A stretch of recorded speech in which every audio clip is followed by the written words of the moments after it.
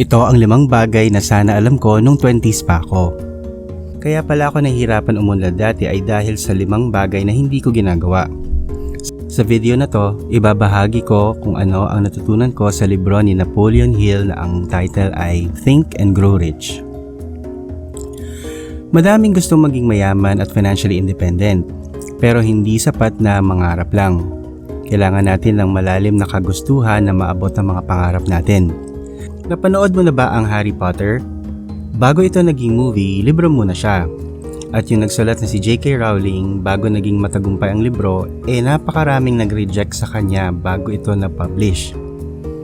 Mamaya din ibubunyag ko ang sikreto na may-ari ng bench. Kaya kung gusto natin maging matagumpay, kailangan nating suriin ang sarili natin kung gaano kalakas ang mithiin natin para sa ating mga pangarap. Tanong lang, siniseryoso mo ba ang mga pangarap mo? O hahayaan mo na lang silang maging pangarap? Ang pag-set ng goals at detalyadong plano ang basehan ng bawat tagumpay. Lahat ng success story nagsisimula sa mga taong alam kung ano ang gusto nilang ma-achieve. So bago ka mangarap, simulan mo muna ang pag-define ng personal goal mo ng eksakto at dapat klaro sa iyo kung kailan mo gusto ito ma-achieve. Halimbawa, kung gusto mong yumaman, dapat alam mo kung magkano ba talaga ang gusto mong ipunin. Narinig mo na ba ang SMART Goals Framework? Ito ay isang paraan para mag-set ng goal. Halimbawa nito ay, maglalagay ako ng 500 pesos sa savings account ko kada buwan hanggang December 2024. Siguro tanong mo, Alex, paano naging SMART goal yan? Ang salitang SMART ay actually isang acronym na ang kahulugan ay specific, measurable, attainable, relevant, at time-bound. Specific kasi nilagay ko kung magkano ang ilalagay ko sa savings account ko.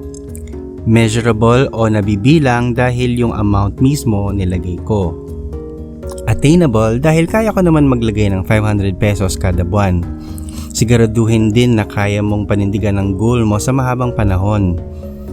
Relevant dahil relevant naman talaga sa akin ang mag-save ng pera. At ang huli ay time-bound. Alam ko kung hanggang kailan ako maglalagay ng savings sa account ko. Sundin mo tong framework na to para mas madali mong maabot ang pagyaman o kahit anong pangarap mo. Ang mga successful na tao may matinding paniniwala sa sarili nila. Ang pagkakaroon ng matinding paniniwala sa sarili mo siguradong makakatulong para ma-achieve mo ang goals mo. Pwede mo lang ma-achieve ang success kung ito'y nakabase sa self-confidence at matinding paniniwala sa sarili. Kilala mo ba si Henry Ford? Pamilyar ba pangalan niya? Madalas nakikita ang pangalan niya sa kalsada dahil siya ang founder ng Ford Motors. May sinabi siya dati, whether you think you can or you think you can't, you're right. Okay, Tagalogin natin. Kaya mo man o hindi i-achieve ang isang bagay, ikaw ay tama.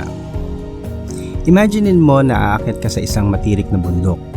Kung maniniwala kang kaya mong abutin ang tuktok, magtsatsaga ka, maghahanap ng tamang daan, at sa huli, makakarating ka sa tuktok. Pero kung may pag-aalinlangan ka sa sarili mo, malamang ay susuko ka agad at hindi mo mararating ang destinasyon mo. Sa parehong sitwasyon na to, ang iyong paniniwala ang magpapalakas o magpapahina sa iyong tagumpay. Kung iniisip mo na kaya mo o hindi, tama ka. Ang sarili nating paniniwala sa ating mga sarili ay may malaking impluwensya sa ating self-image. Mahalaga rin na bantayan mo ang self-talk o yung inner dialogue mo sa sarili mo. Ito yung kung paano mo kinakausap yung sarili mo. Teka, hindi ito yung pagkakaroon ng mental illness ha, ibang topic na yon. Ito yung kung paano mo kinakausap ang sarili mo sa mga sitwasyon tulad ng pagkabigo o failure. Kinukutya mo ba yung sarili mo? O hinihikayat mo ang sarili mo? Mahalaga na maging kaibigan ka sa iyong sarili. Huwag ka masyadong harsh at judgmental sa sarili mo. Okay lang pag nabigo o nag-fail. Sabihin mo sa sarili mo na try and try until you succeed. Kung gusto mong malaman ang tamang mindset, panoorin ang video na to.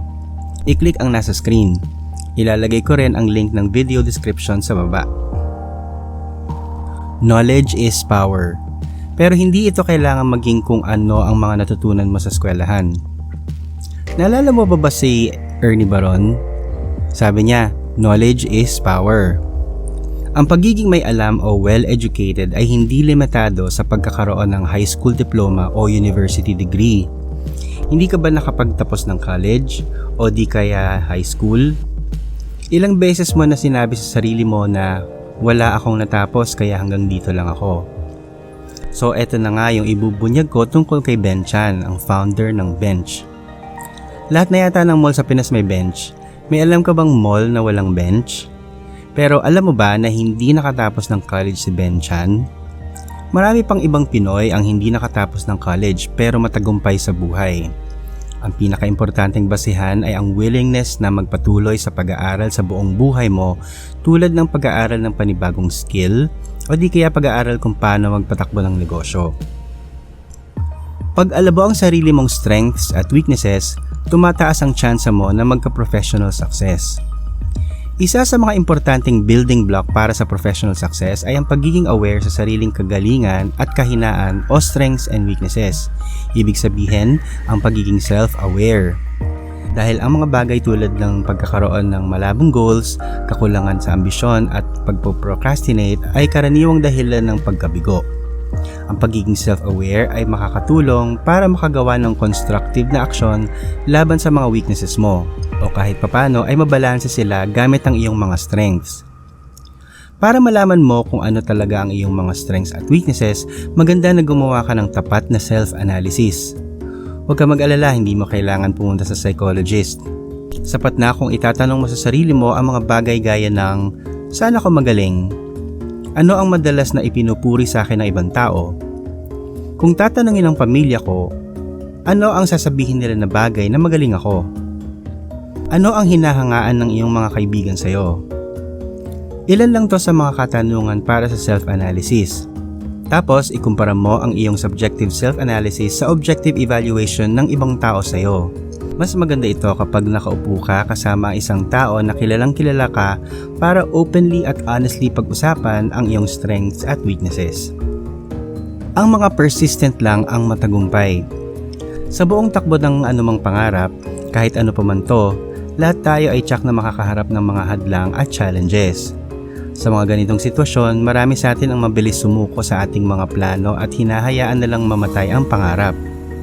Pero may ilang tao na kahit anong hadlang, nagpapatuloy sila sa kanilang orihinal na plano at nagbibigay ng espasyo para matupad ang kanilang mga pangarap.